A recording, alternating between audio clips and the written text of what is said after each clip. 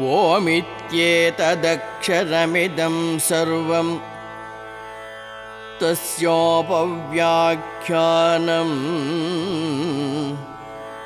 ಭೂತಂ ಭವದ್ಭವಿಷ್ಯದಿತಿ ಸರ್ವಂ ಓಂಕಾರ ಏವ ಯಚ್ಚಾನ್ಯತ್ರಿಕಾಲಾತೀತಂ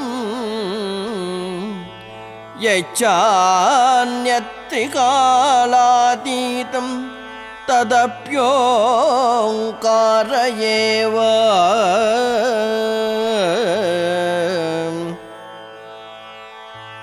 ಸರ್ವಂ ಹ್ಯೇತದ್ಬ್ರಹ್ಮ ಅಯಮಾತ್ಮಾ ಬ್ರಹ್ಮ ಸಹ ಗಯಮಾತ್ಮಾ ಚತುಷ್ಪಾತ್ ಸರ್ವಂ ಹ್ಯೇತದ್ಬ್ರಹ್ಮ ಅಯಮಾತ್ಮಾ ಬ್ರಹ್ಮ ಸಹ ಅಯಮಾತ್ಮಾ ಚತುಷ್ಪಾತ್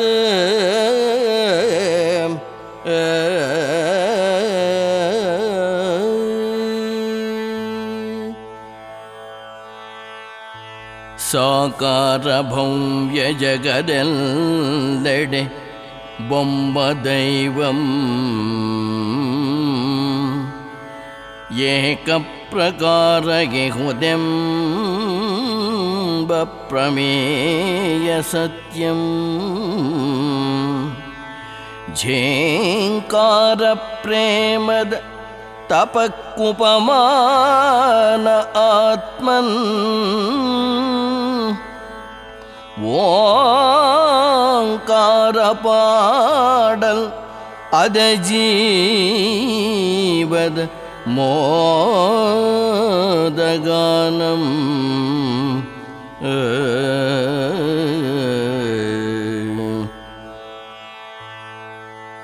ಭೂಮಿ ಸಾಕಾರವಾಗಿದೆ, ಈ ವಿಶ್ವ ಸಾಕಾರವಾಗಿದೆ, ಎಲ್ಲವೂ ಕಣ್ಣಿಗೆ ಕಾಣ್ತಾ ಇವೆ. ಇಲ್ಲಿ ಆ ದೈವ ಅನ್ನತಕ್ಕಂತಹದ್ದು ಏಕಪ್ರಕಾರವಾಗಿ ಎಲ್ಲ ಕಡೆಯೂ ಹರಡಿದೆ ಅನ್ನತಕ್ಕಂತಹ ಒಂದು ಪ್ರಮೇಯ ಸತ್ಯವಾಗಿದೆ. ಈ ಝೇಂಕರಿಸ್ತಕ್ಕಂತಹ ಪ್ರೇಮದ ತಪಸ್ಸು, ಆ ತಪಸ್ಸಿಗೆ ನಾವು ಯಾವುದನ್ನು ಹೋಲಿಸಬಹುದು? ಈ ಆತ್ಮವನ್ನು ಹೋಲಿಸಬಹುದು. ಈ ಆತ್ಮ ಓಂಕಾರವನ್ನು ಪಾಡ್ತಾ ಇರುತ್ತೆ, ಯಾವಾಗಲೂ ಹಾಡ್ತಾ ಇರುತ್ತೆ. ಅದೇ ಜೀವದ ಗಾನ, ಅದೇ ಜೀವದ ಉಪನಿಷತ್ತು. ವಿಶ್ವದಾದಿ ಭವಿಷ್ಯಭೂತ ಸಮಸ್ತ ಕಾಲವು ಬೊಮ್ಮನಂ ಆಶ್ರಯ ಕವಲಂಬಿಸಲ್ ಪರಮಂಗೆ ಕಾಲವು ನಿಶ್ಚಲಂ ನಾಶವಿಲ್ಲದ ನಾಲ್ಕು ಪಾದದ ಆತ್ಮಚೇತನವೆಂಬ ನಾಶವಿಲ್ಲದ ನಾಲ್ಕು ಪಾದದ ಆತ್ಮಚೇತನವೆಂಬ ಈ ಶಾಶ್ವತಿ ಅಣುಜೀವ ಕೂಡ ಚಿರಂತ ದೈವದ ಬಿಂಬವೈ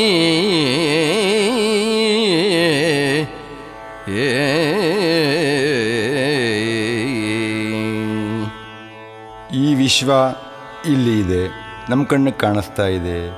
ಈ ವಿಶ್ವದ ಜೊತೆಗೆ ಕಾಲಪ್ರವಾಹ ಹರ್ಕೊಂಡು ಹೋಗ್ತಾನೇ ಇದೆ. ಇದರಲ್ಲಿ ಭವಿಷ್ಯ, ಭೂತ ಮತ್ತು ವರ್ತಮಾನಗಳಿವೆ.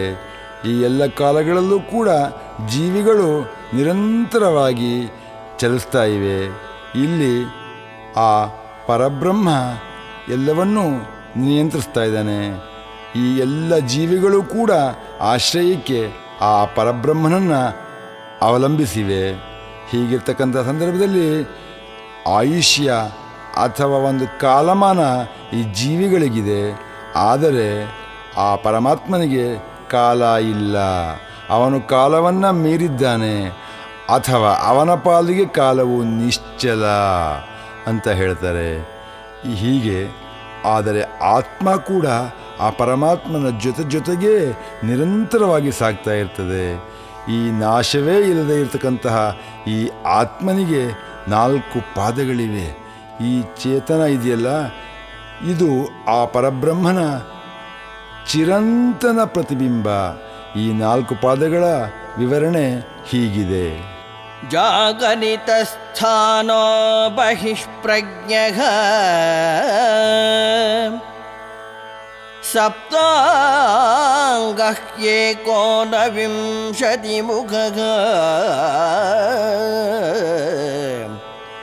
ಸ್ಥೂಲಭುಗ್ವೈಶ್ವಾನರಃ ಸ್ಥೂಲಭುಗ್ವೈಶ್ವಾನರಃ ಪ್ರಥಮಃ ಪಾದಃ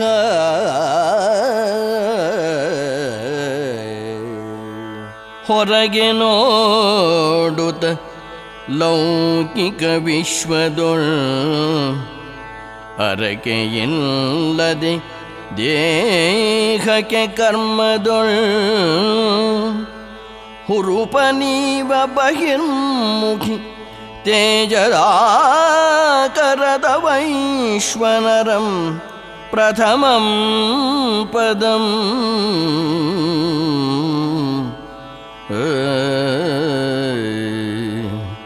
ಈ ವಿಶ್ವಕ್ಕೆ 2 ಮುಖಗಳಿವೆ.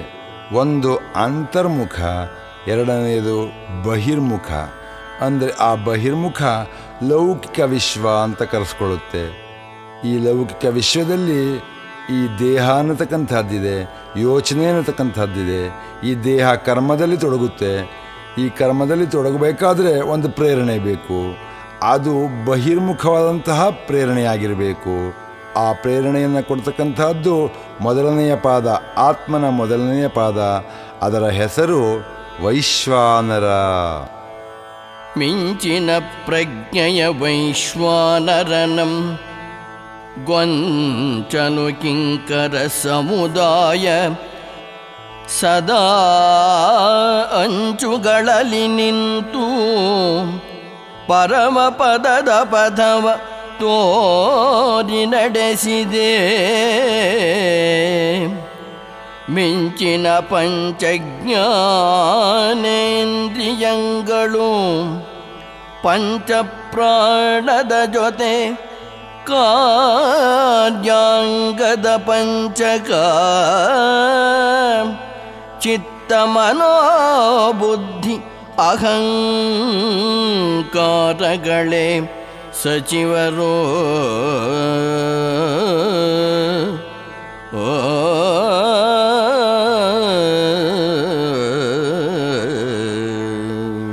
ಈ ಬಹಿರ್ಮುಖ ಪ್ರಜ್ಞೆಯ ಜಾಗೃತಾವಸ್ಥೆಯ ಸ್ಥೂಲಭೋಗಿಯಾದ ವೈಶ್ವಾನರನು ಆತ್ಮನ ಮೊದಲನೆಯ ಪಾದ. ಇವನಿಗೆ 7 ಅಂಗಗಳಿವೆ, 19 ಮುಖಗಳಿವೆ. ಇವು ಏನು ಮಾಡುತ್ತವೆ? ಇವು ಕಿಂಕರರಾಗಿ ಈ ವೈಶ್ವಾನರನ ಆದೇಶವನ್ನು ಅನುಸರಿಸಿ ನಮ್ಮ ದೇಹ ಮನಸ್ಸುಗಳನ್ನು ನಿಯಂತ್ರಿಸುತ್ತವೆ. ಇವು ಪರಮಾತ್ಮನ ದಾರಿಯಲ್ಲಿ ನಾವು ನಡೆಯೋದಕ್ಕೆ ಪ್ರೇರಣೆಯನ್ನು ಕೊಡುತ್ತವೆ. ಇವು ಯಾವುದು? ಪಂಚಜ್ಞಾನೇಂದ್ರಿಯಗಳು, ಆ ಪಂಚಪ್ರಾಣಗಳು, ಜೊತೆಗೆ ಪಂಚ ಕಾರ್ಯಾಂಗಗಳು, ಕರ್ಮೇಂದ್ರಿಯಗಳು ಇವು ಇವೆ. ಮನಸ್ಸು, ಬುದ್ಧಿ, ಚಿತ್ತ, ಅಹಂಕಾರ ಇವೆಲ್ಲವೂ ಕೂಡ ಈ ವೈಶ್ವಾನರನ ಅಂಗಗಳಾಗಿವೆ. ಸ್ವಪ್ನಸ್ಥಾನೋಂತಃ ಪ್ರಜ್ಞಾಃ ಸಪ್ತಾಂಗ ಏಕೋನವಿಂಶತಿಮುಖಃ ಸ್ವಪ್ನಸ್ಥಾನೋಂತಃ ಪ್ರಜ್ಞಾಃ ಸಪ್ತಾಂಗೋ ಏಕೋನವಿಂಶತಿಮುಖಃ ಪ್ರವಿವಿಕ್ತಭುಕ್ತೈಜಸೋ ದ್ವಿತೀಯ ಪಾದಃ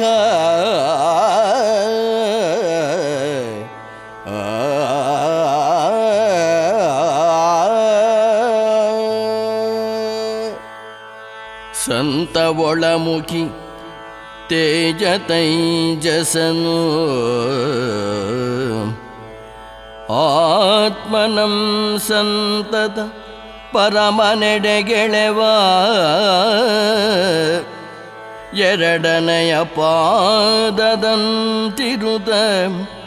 ಅಂತರ್ಮುಖದ ಕನಸಿನಲ್ಲಿ ದೈವ ದರ್ಶನಕ್ಕೆ ಯತ್ನಿಸುವನು. ಕಂತೆಯನಿ ಕಟ್ಟಿಕೊಟ್ಟಂತೆ ತೈಜಸನಿಗೂ ಮಂತ್ರಧನ ವೈಶ್ವಾನರನ ಹಾಗೆ ಬಹುಮುಖದ ಯಂತ್ರಗಳಿರಲು ವೈಶ್ವಾನರನ ಹಾಗೆ ಬಹುಮುಖದ ಯಂತ್ರಗಳಿರಲು ಸೂಕ್ಷ್ಮಭುಕ್ತನೊಳು ಅಂಗಜಾಲ ಅಮೂರ್ತವಾಗಿರ್ಪವು.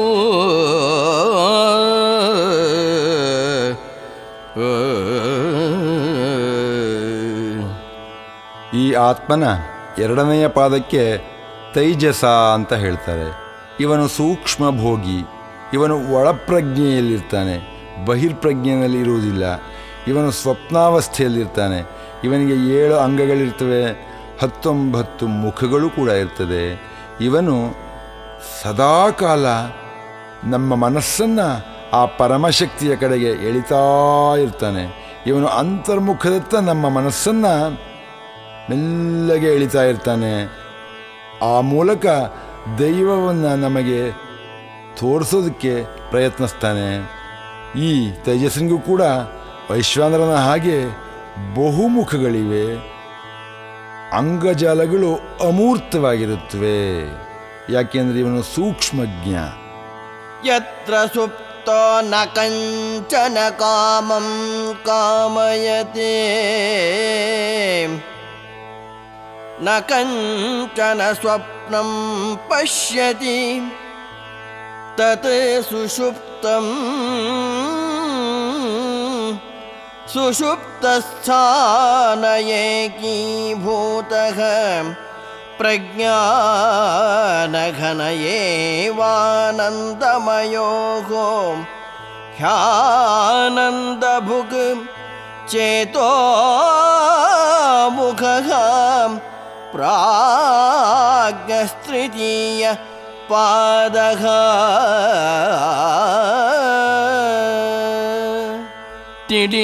ತಿಳಿನಿದ್ರೆಯೆನ್ನುವ ಸರಸ್ಸಿನಲ್ಲಿ ಕನಸೆಂಬ ಒಳತೆರೆಯ ತಾಡನವಿರದ ಪ್ರಾಜ್ಞಾ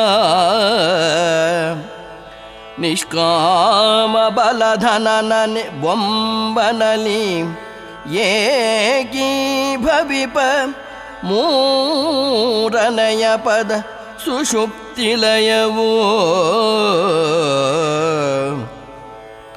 ತೊಳಲಾಟರಹಿತ ಪ್ರಜ್ಞಾನಘನ ಚೇತನನು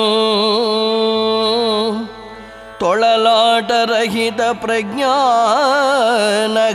ಚೇತನನು ಒಳಗೊಳಗೆ ಸುಷುಪ್ತಿಯ ಆನಂದ ಗಾನವನು ಉಳಿಯುತ್ತ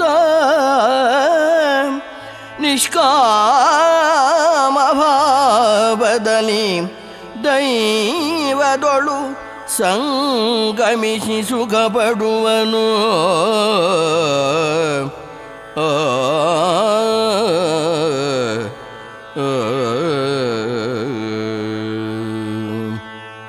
ಈ ಆತ್ಮನ ಮೂರನೆಯ ಅವಸ್ಥೆ ಅಂದರೆ ಮೂರನೆಯ ಪಾದ ಸ್ವಲ್ಪ ಕೌತುಕವಾಗಿದೆ. ಇದರ ಹೆಸರು ಸುಷುಪ್ತಿ. ಈ ಸುಷುಪ್ತಿಯ ಅವಸ್ಥೆ ಇದು ಸ್ವಪ್ನವನ್ನು ಕಾಣುವುದೇ ಇರತಕ್ಕಂತಹ, ಕಾಮವನ್ನು ಅಪೇಕ್ಷಿಸದೇ ಇರತಕ್ಕಂತಹ ಒಂದು ಘಟ್ಟ. ಈ ಸುಷುಪ್ತಿಯ ಅವಸ್ಥೆಯ ಸ್ಥಿತಿಯಲ್ಲಿ ಮನುಷ್ಯ, ಅವನ ಮನಸ್ಸು, ಅವನ ಆತ್ಮ ಏಕೀಭೂತನೂ ಪ್ರಜ್ಞಾನಘನನು, ಆನಂದಮಯನೂ, ಆನಂದಭೋಗಿಯೂ, ಚೇತೋಮುಖನೂ, ಪ್ರಾಜ್ಞನೂ ಆಗಿರ್ತಾನೆ. ಇವನು ಒಳಗೊಳಗೇ ಯೋಚನೆ ಮಾಡ್ತಾ ಇರ್ತಾನಂತೆ. ಆನಂದ ಗಾನವನ್ನು ಪಾಡ್ತಾ ಇರ್ತಾನೆ. ಅದನ್ನೇ ಉಳಿತಾ ಇರ್ತಾನೆ. ನಿಷ್ಕಾಮ ಭಾವದಲ್ಲಿ ದೈವವನ್ನು ಸಂಕಲ್ಪಿಸ್ತಾನೆ, ದೈವದ ಜೊತೆಲಿ ಸಂಗಮಿಸ್ತಾನೆ.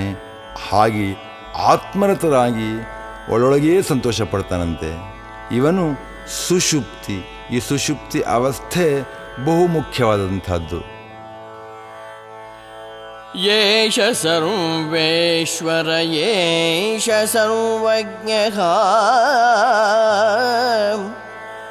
ಯಶೋऽन्तರ್ಯಾಮ್ಯೇಷ ಯೋನಿಃ ಸರ್ವಸ್ಯ ಪ್ರಭವಾಪ್ಯಯೋ ಹಿ ಭೂತಾನಾಂ.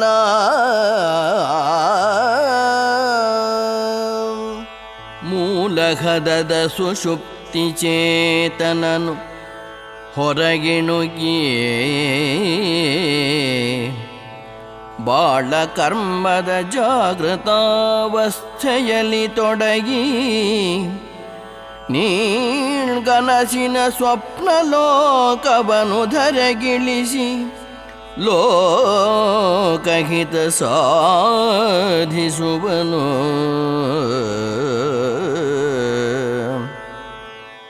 ಪಾಲ ಸರ್ವೇಶ ಸರ್ವಜ್ಞ ಕರ್ತಾರ ನಿವಗೋಳದ ವಿಪುಲ ಪರಿಧಿಯಲಿ ಜೀವಿಗಳ ನೋವುಗೋಳುಗಳ ಪರಿಹಾರ ಚಿಂತಿಸುತ್ತ ಉತ್ಸಾಹ ವೈರಾಗ್ಯ ಕೊಡಿಸುವನು.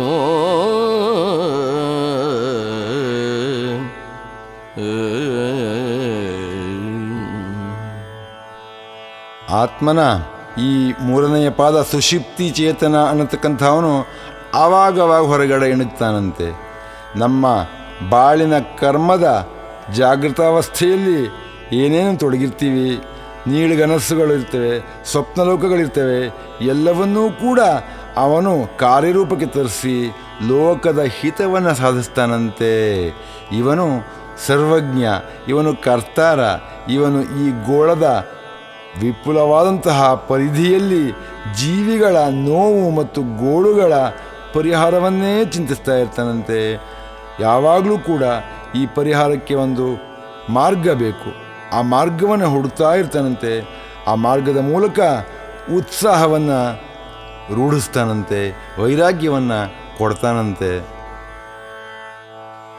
ನಾಂತಃ ಪ್ರಜ್ಞಂ ನ ಬಹಿಃ ಪ್ರಜ್ಞಂ ನೋ ಭಯತಃ ಪ್ರಜ್ಞಂ ನ ಪ್ರಜ್ಞಾನಘನಂ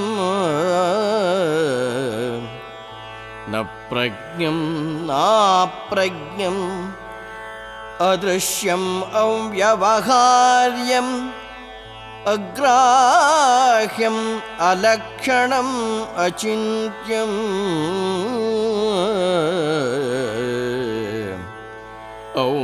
ಅವ್ಯಪದೇಶ್ಯಂ ಏಕಾತ್ಮ ಪ್ರತ್ಯಯಸಾರಂ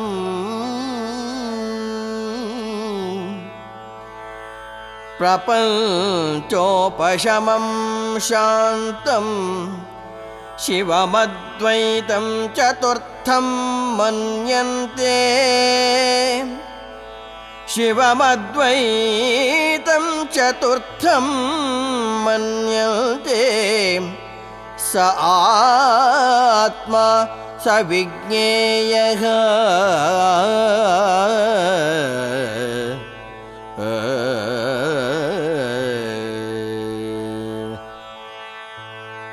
ಪರಮಾಣು ಪ್ರತಿಬಿಂಬ ಜೀವಾಡು ಚೇತನದ ಪರಿಶಿಷ್ಟನಾಂಕನೆ ಚರಣ ತುರೀಯವೆನುವುದು ಪರಮೋಚ್ಚ ಪಾತಳಿಯ ರೂಪಲಕ್ಷಣರಹಿತ ಅಪ್ರಮೇಯಗನುಭವವೋ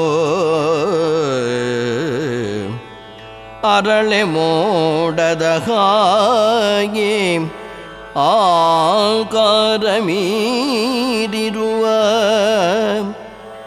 ಗಿರಿಶಿಖರ ನಿರೂವಿಕಲ್ಪತುರೀಯವೆನ್ನುವುದು ಅರಿವನು ಪರಮಶಾಂತ ಶಿವನಲ್ಲಿ ಲೀನ ಮಾಡುವ ನಿರುದ್ವಿಗ್ನ ನೆಲೆಯೋ. ಆ ಪರಮಾಣುವಿನ ಪ್ರತಿಬಿಂಬವಾದಂತಹ ಈ ಜೀವಾಣು ಚೇತನದ 4ನೆಯ ಪಾದ ಅಂತ ಒಂದಿದೆ. ಅದು ಅದ್ಭುತವಾದಂತಹ ಒಂದು ಪಾದ, ಅದೇ ತುರೀಯಾವಸ್ಥೆ. ಇದು ರೂಪ ಲಕ್ಷಣ ಯಾವುದೂ ಇಲ್ಲದೆ ಇರತಕ್ಕಂತಹ ಒಂದು ಅಪ್ರಮೇಯ ಸ್ಥಿತಿ, ಅದೊಂದು ಅನುಭವ. ಅದು ಇದಕ್ಕೆ ಆಕಾರವಿಲ್ಲ. ಇದು ಅಂತಿಮವಾದಂತಹ ಬಿಂದು, ಮಾನವನ ಜೀವನದ ಅಂತಿಮ ಅವಸ್ಥೆ, ಅವನ ಮನಸ್ಸಿನ ಅಂತಿಮ ಅವಸ್ಥೆ. ಇಂತಹವನು ಅಂತಃಪ್ರಜ್ಞನೂ ಅಲ್ಲ, ಇವನು ಬಹಿರ್ಪ್ರಜ್ಞನೂ ಅಲ್ಲ, ಉಭಯಪ್ರಜ್ಞನೂ ಅಲ್ಲ, ಪ್ರಜ್ಞಾನ ಘನನೂ ಅಲ್ಲ, ಅಪ್ರಜ್ಞನೂ ಅಲ್ಲ, ಯಾವುದೂ ಅಲ್ಲ. ಇವನು ವ್ಯವಹಾರಕ್ಕೆ ಸಿಕ್ಕೋದಿಲ್ಲ, ರೂಪ ಲಕ್ಷಣಗಳಿಲ್ಲ, ಅಚಿಂತ್ಯ. ಇವನು ಶಬ್ದಗಳ ಪದಗಳಿಗೆ ಇವನು ಸಿಕ್ಕೋದಿಲ್ಲ. ಇವನು ಶಾಂತವಾದ ಅದ್ವೈತ ಶಿವನನ್ನು ಇವನು ಧ್ಯಾನಿಸ್ತಾ ಅದರೊಳಗಡೆ ಲೀನವಾಗ್ತಾನೆ. ಇಂತಹ ಒಂದು ನಿರುದ್ವಿಗ್ನ ಸ್ಥಿತಿಯನ್ನು ತುರೀಯಾವಸ್ಥೆ ಅಂತ ಹೇಳ್ತಾರೆ. ಸೋಯಮಾತ್ಮ ಅಧ್ಯಕ್ಷರಂ ಓಂಕಾರಃ ಅಧಿಮಾತ್ರಂ ಪಾದಾಮಾತ್ರಃ ಮಾತ್ರಾಶ್ಚ ಪಾದಾಃ ಅಕಾರ ಉಕಾರೋ ಮಕಾರ ಇತಿ.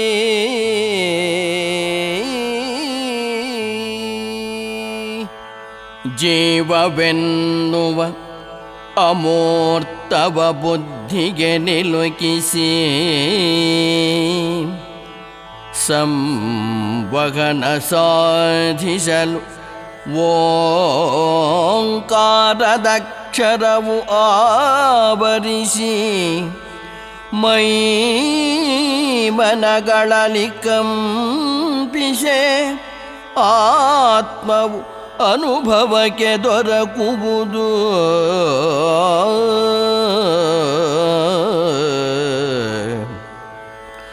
ನೋವಿರದ ಅಕ್ಷರ ತರಂಗಮಣಿ ಓಂಕಾರ ಕೋವಿದನು. ನೋವಿರದ ಅಕ್ಷರ ತರಂಗಮಣಿ ಓಂಕಾರ ಕೋವಿದನು. ನಿರ್ಗುಣ ಸುಗುಣಗಳಲ್ಲಿ ಶೋಭಿಸುತ್ತ ಪಾವನ ಅಕಾರಕ್ಕೆ ಉಕಾರ ಬೆರೆಸಿ ಮಕಾರನಾದದ ತೆರೆ ಹರಡುವನು.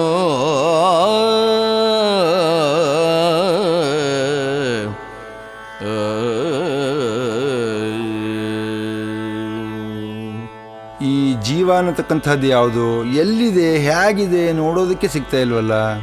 ಇದನ್ನು, ಈ ಅಮೂರ್ತವನ್ನು ನಾವು ನಮ್ಮ ಬುದ್ಧಿಗೆ ಎಟಕಿಸ್ಕೋಬೇಕಾದ್ರೆ, ಅದ್ರ ಜೊತೆ ನಾವು ಸಂವಹನ ಮಾಡಬೇಕಾದ್ರೆ ಓಂಕಾರ ಅಂತ ಒಂದಿದೆ. ಆ ಓಂಕಾರದ ಅಕ್ಷರವನ್ನು ನಾವು ಆವರಿಸ್ಕೊಬೇಕು.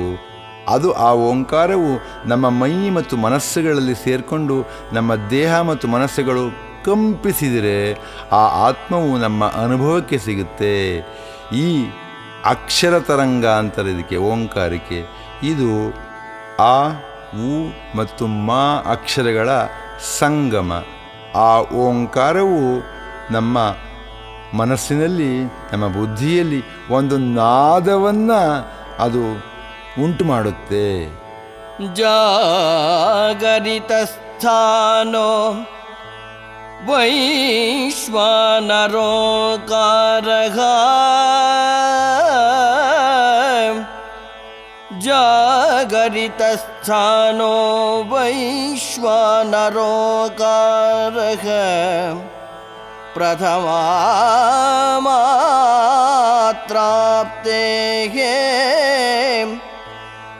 ಆದಿಮತ್ವಾದ್ವಾಪ್ನೋತಿ हवै सर्वान् कामानादिश्च भवति हवै सर्वान् कामानादिश्च भवति य एवं वेद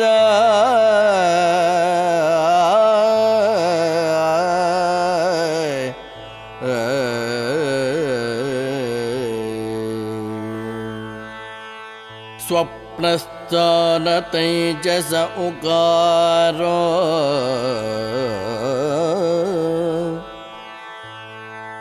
द्वितीया मात्रोत्कर्षात्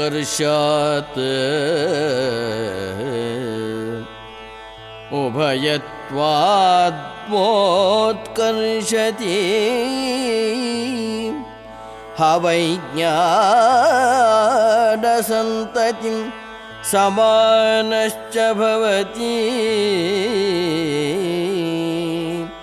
हवै ज्ञानसन्ततिं समानश्च भवति नास्याद् ब्रह्मवित् कुले भवति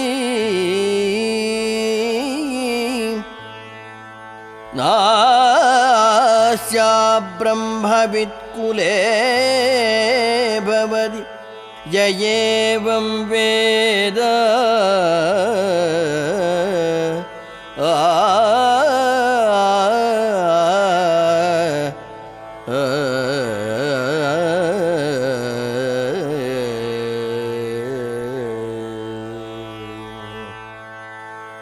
ಅರಿವಿನ ಹರಿವೆನೆಡೆ ಅಕಾರವೆನ್ನುವ ಮೊದಲ ಕಿರಣದ ವಿಶಾಲ ವಿಜ್ಞಾನ ಜಾಗೃತಿಯ ಹರಡಿರುವ ವೈಶ್ವಾನರನ ತಿಳಿದವನು ಸರ್ವ ಸೌಕರ್ಯಗಳ ಪಡೆವನು ಅರಸಿಕನಸೆಂಬ ತೈಜಸ ಉಕಾರವ ಹೊಕ್ಕು ಅರೆದು ವಿಜ್ಞಾನ ಚೂರ್ಣ ರಸಾಯನವ ಹೀರಿ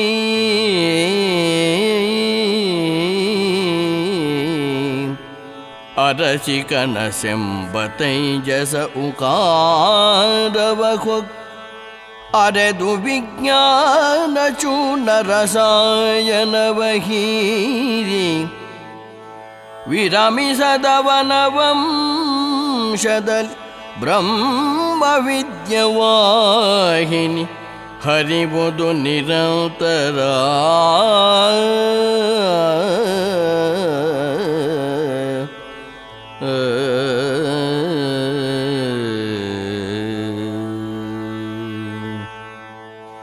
ಈ ಆತ್ಮನ ಮೊದಲನೆಯ ಪಾದವಾಗಿರುವ ಮತ್ತು ವ್ಯಾಪ್ತಿಯಿಂದ ವಿಶಾಲವಾಗಿರ್ತಕ್ಕಂತಹ ಈ ಜಾಗೃತಾವಸ್ಥೆಯ ವೈಶ್ವಾನರನು ನಮ್ಮ ಮನಸ್ಸಿಗೆ ನಮ್ಮ ಬುದ್ಧಿಗೆ ಎಟುಕಿದರೆ ಅದನ್ನು ನಾವು ಅರ್ಥ ಮಾಡಿಕೊಂಡ್ರೆ ನಾವು ಎಲ್ಲವನ್ನೂ ಪಡಿತೀವಿ.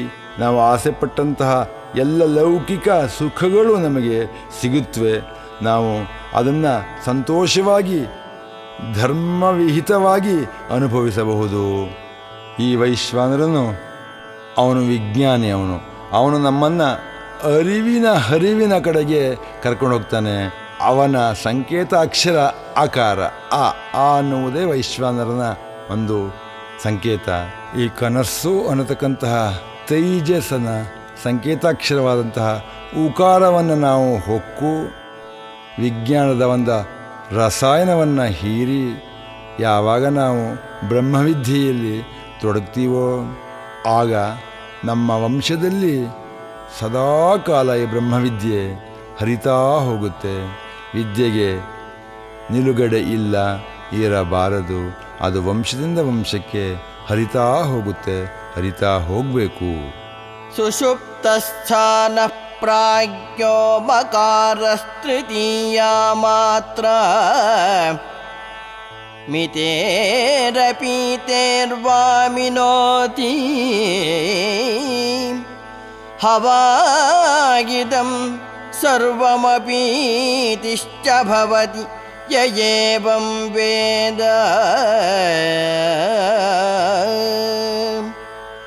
ಅಮಾತ್ರಶ್ಚತುರ್ಥೋ ಅವ್ಯವಹಾರ್ಯಃ.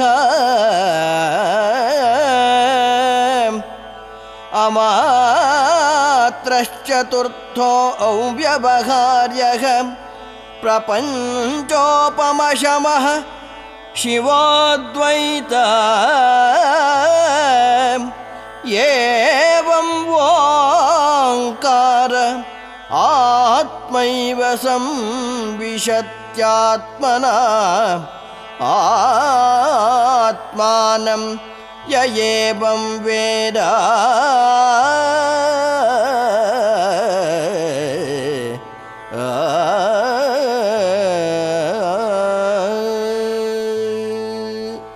ಸುಲಭ ಸಬಲರು ಸುಲಭದಿ ಕನಸಿಗೆ ಜಾಗೃತಿಯ ಕಲಸಿ ಅಂತ್ಯವಿರದ ಮಕಾರನಾದ ಸುಷುಪ್ತಿಯೊಳು ಮೆಯ ಗತಿಯೊಳು ಲೀನಗೊಳಿಸುದ ವಿಶ್ವವಿಸ್ತಾರದಿ ವ್ಯಾಪಿಸುವರು. ಅಳತೆಯ ವ್ಯವಹಾರಕ್ಕೆ ನಿಲುಕದ ಅಳತೆಯ ವ್ಯವಹಾರಕ್ಕೆ ನಿಲುಕದ ನಾಲ್ಕನೆಯ ನೆಲೆ ತುರಿಯವು.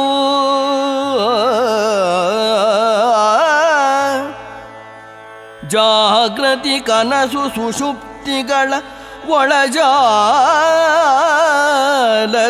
ಬೆರೆದ ಓಂಕಾರ ಆತ್ಮವಾಗಿದ್ದು ಅರಿವಿಗೆಡಗುವುದು.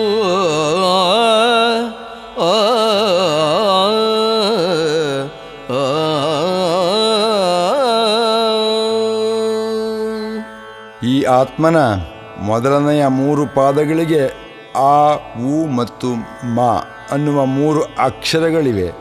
ಆದರೆ 4ನೆಯ ಪದವಾದ ಈ ತುರಿಯವು ಈ ಅಕ್ಷರದ ವ್ಯವಹಾರಗಳನ್ನು ಮೀರಿ ನಿಂತಿದೆ. ಅದಕ್ಕೆ ಮಾತ್ರ ಇಲ್ಲ, ಇದು ಜಾಗೃತಿ, ಸ್ವಪ್ನ ಮತ್ತು ಸುಷುಪ್ತಿಗಳಿಗೆ ಹಿನ್ನೆಲೆಯಾಗಿದೆ. ಆದರೆ ನಾಮ, ರೂಪ ಮತ್ತು ಗುಣಗಳಿಗೆ ಅತೀತವಾಗಿದೆ. ಓಂಕಾರವೇ ಆತ್ಮ. ಅದನ್ನು ಯಾರು ಅರ್ಥ ಮಾಡ್ಕೊಳ್ತಾರೋ ಅವರು ತಮ್ಮನ್ನು ತಾವೇ ಸೇರ್ತಾರೆ. ಅಂತಹವರು ಹಾಗೇ ಲೀನವಾಗ್ತಾ ಈ ದೊಡ್ಡ ವಿಶ್ವದಲ್ಲಿ, ವಿಸ್ತಾರವಾದ ವಿಶ್ವದಲ್ಲಿ ವ್ಯಾಪಿಸ್ತಾರೆ. ಈ ತುರಿಯವು ಜಾಗೃತಿ, ಕನಸು ಮತ್ತು ಸುಷುಪ್ತಿಗಳ ಸಂಗಮ ಸ್ಥಾನವಾದಂತಹ ಒಂದು ಒಳಜಾಲದಲ್ಲಿ ಬೆರೆತಂತಹ ಓಂಕಾರಕ್ಕೆ ಆತ್ಮವಾಗಿದ್ದು ನಮ್ಮ ಜ್ಞಾನಕ್ಕೆ ಎಟುಕುತ್ತೆ. ಇಲ್ಲಿಗೆ ಅಥರ್ವಣ ವೇದದ ಮಾಂಡೂಕ್ಯೋಪನಿಷತ್ತು ಮುಕ್ತಾಯವಾಯಿತು. ಇದು ಮನುಷ್ಯನ ಜೀವನದ ಅಂತಿಮ ಗುರಿಯಾದಂತಹ ತುರಿಯಾವಸ್ಥೆ ಅಂತ ಹೇಳ್ತಾರೆ. ಅದು ಒಂದು ಸ್ಥಿತಪ್ರಜ್ಞೆಯ ಒಂದು ಸ್ಥಿತಿ. ಆ ಸ್ಥಿತಿಯನ್ನು ಪ್ರಚೋದಿಸ್ತಕ್ಕಂತಹ ಈ ಉಪನಿಷತ್ತನ್ನು ರಚಿಸಿದಂತಹ ಋಷಿಮುನಿಗಳಿಗೆ ನಾವು ಆಭಾರಿಯಾಗಿದ್ದೀವಿ. ಇದು ಭಾರತ ದೇಶದ ಆಸ್ತಿಯಾಗಿದೆ. ಇದು ವೈರಾಗ್ಯವನ್ನು, ಉತ್ಸಾಹವನ್ನು ಬೋಧಿಸ್ತಕ್ಕಂತಹ ಒಂದು ಉಪನಿಷತ್ತು. ಈ ಉಪನಿಷತ್ತಿನ ಜ್ಞಾನವು ನಮ್ಮ ದೇಶಕ್ಕೆ ಸಿಕ್ಕಿ ನಮ್ಮ ಜನ ಸಂತೋಷವಾಗಿರಲಿ, ಉತ್ಸಾಹದಿಂದ, ವೈರಾಗ್ಯದಿಂದ ಇರಲಿ ಅಂತ ನಾವು ಪ್ರಾರ್ಥನೆ ಮಾಡ್ಕೊಳ್ತೀವಿ. ಎಲ್ಲರಿಗೂ ಒಳ್ಳೆಯದಾಗಲಿ.